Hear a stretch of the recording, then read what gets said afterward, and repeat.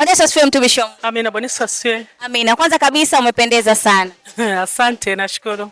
Pendeza mno.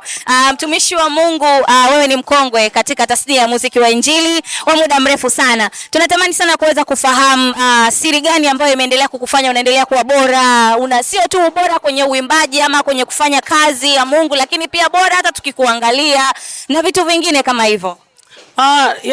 Yani siri ni kumcha tu Mungu. Hakuna siri nyingine zaidi ya hiyo. Ni ile neema tu ya Mungu. Siri ni kumcha, hasa ni kumcha tu Mungu. Kukaa kwenye njia tu. Ukikaa kwenye njia, hata kama watu hawakuoni, lakini kama uko kwenye njia, uko salama sana. Sawa, tunatamani sana kuweza kufahamu kwa upande wako. Kwa sasa hivi kwenye Injili kumebadilika sana. Mabadiliko ni makubwa sana. Wewe haya mabadiliko unayazungumziaje? Mabadiliko ni lazima. Hiyo ni kimungu na ni mpango wa Mungu. Kila jambo huwa lina wakati wake. Tukiangalia miaka ya nyuma, zamani zile za zamani, tulikuwa tunasikia hata Injili watu walikuwa wakiandika barua kwenye magome ya miti. Ikafika mahali tulikuwa tunaandika kwenye makaratasi. Imefika mahali Mungu ametuweka mpaka kwenye makompyuta, kwenye mateknolojia makubwa ya ajabu. Kwa mabadiliko ni lazima yawepo. Kila jambo huwa lina wakati wake. Mabadiliko ni lazima. Yaani na tunamshukuru Mungu kwa sababu ya mabadiliko, kwa sababu yanatupeleka kwenye ule utukufu wenyewe sasa. Sawa, mimi natamani uzungumze kuhusiana na event ambayo ilifanyika maeneo ya Kinondoni pale. Kidogo ilikuwa ina trend, watu hawakujitokeza, alafu kulikuwa kuna waimbaji mbalimbali wakubwa walikuwepo. Watu wakawa wanazungumza kwamba watu siku hizi hawajitokezi kwenye ma-event, sijui nini. Na wasanii wa gospel, yani maneno yamekuwa mengi sana kwa wasanii wa Injili. Unafikiri ni kwa nini? Kwanza kabisa naomba niseme ukweli. Mimi kwanza sikuona tofauti yoyote ambayo ni mbaya, kwa sababu kwanza tuko kwenye kipindi cha mpito. Sasa hivi taifa liko kwenye kipindi cha mpito, na kusema ukweli hata hivyo walifanya vizuri. Sio kwamba walifanya vibaya, walijitahidi, walifanya vizuri sana. Japo kuwa sikuona kama walikuwa wametangaza kwa ile kama tulivyokuwa tunatangaza siku za nyuma, lakini pamoja na kuwa hata kama walitangaza kwa uchache, imekuwa nzuri sana, ilikuwa ni nzuri. Ilikuwa ni nzuri. Nzuri sana. Tukisikiliza kazi zako zote yani za nyuma ulizofanya mpaka kesho tunaendelea kubarikiwa nazo na watu wanazipiga, wanazisherehekea, wanazifurahia. Kwa upande wako una kipi cha kuwasihi vijana wa sasa hivi, kwa sababu tumeona wakitoa kazi nyingi sana zinakuwa hazidumu kabisa? Mimi nilichojifunza yani ni kukaa tu kwa Mungu. Yani Mungu akikupa message nzuri, alafu kaiombea. Nafikiri labda mabadiliko nao pia yanakuja na changamoto zingine. Okay. Kwani tunataka mabadiliko, lakini pia inaonekana kuna changamoto zingine, kwa sababu sisi tulikuwa tukikaa, unapotaka kutoa kazi ya Mungu, ni lazima ukae, uombe, usome neno la Mungu, uombe. Unapoomba kupitia ile neno la Mungu, unapata message ambazo yani zina nguvu. Mtu atakisikia analia machozi, analia kabisa, anasikia Mungu amekuja.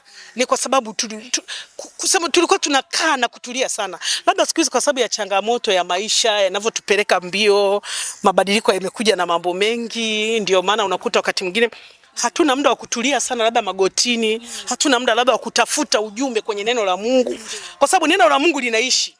Na ndio maana unakuta nyimbo zinaishi. Unasikia mbona nyimbo zinaishi? Ni kwa sababu kuna nguvu ya neno la Mungu ilidumbukia kule ndani. Ni kweli nyimbo zipo nzuri, lakini ni vizuri sana tutulia kwenye neno la Mungu. Tukitulia kwenye neno la Mungu, nyimbo zinakuwa na nguvu na zinaishi, halafu zinawafungua watu, zinawasaidia, zinawaponya watu. Sawa, tunatamani sana kuweza kufahamu, kuna kipindi kijana mmoja wa gospel alizungumza kwenye social media kwamba Watanzania ama wadau wana tabia ya kuwapangia sana waimbaji wa nyimbo za Injili. Tukiwaona mmepiga picha bichi tunaambia mtakiwi kwenda huko. Tukiwaona mmeingia kwenye makampuni fulani kufanya kazi tunasema ya kishetani. Una kipi cha kuzungumza na watu ambao wanadeal sana na watu waimbaji? Unajua, kwanza tunatofautiana sana uelewa. Ninavyofahamu ni kwamba tunatofautiana ufahamu na uelewa na mapokeo. Unajua kuna elimu nyingi sana ya Mungu. Elimu sana ya Mungu ambayo watu hawajui kabisa, hawajawahi kufundishwa.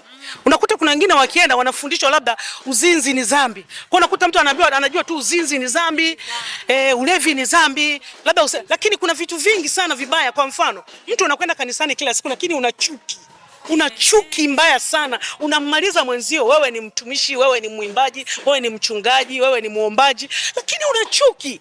Yaani unajiona unakwenda mbinguni. Hilo ni tatizo. Lakini unaweza kukuta kuna mafundisho mengi sana ambayo watu hawajawahi kuyaelewa ya kumweka mtu huru.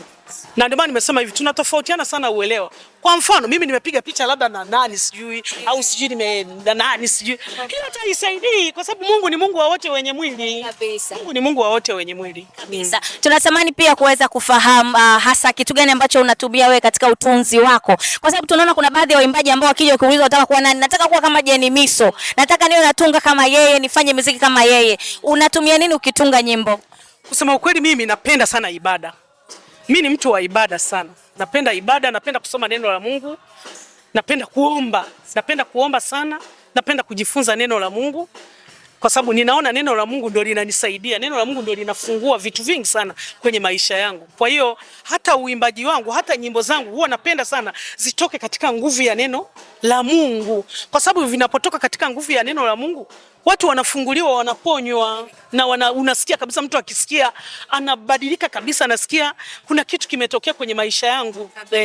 Tunatamani pia kuweza kufahamu kuhusiana na kuna baadhi ya watumishi wa Mungu ambao wanajitapa kwenye mitandao kwamba mimi na pesa, huwezi kunishinda kwa chochote na nini. Yaani hivyo wanashindana na wale ambao wana comment kupitia page zao. Hiki kitu nacho unakizungumziaje? Sijaelewa vizuri swali. Yaani wale ambao wana comment kwa watumishi wa Mungu kuambia mnafanya dhambi, alafu unakuta mtumishi wa Mungu naye pia anajibu, anaambia mimi nina hela, nimesoma, wewe utanipeleka wapi? Wewe ni mtu tu na comment tu.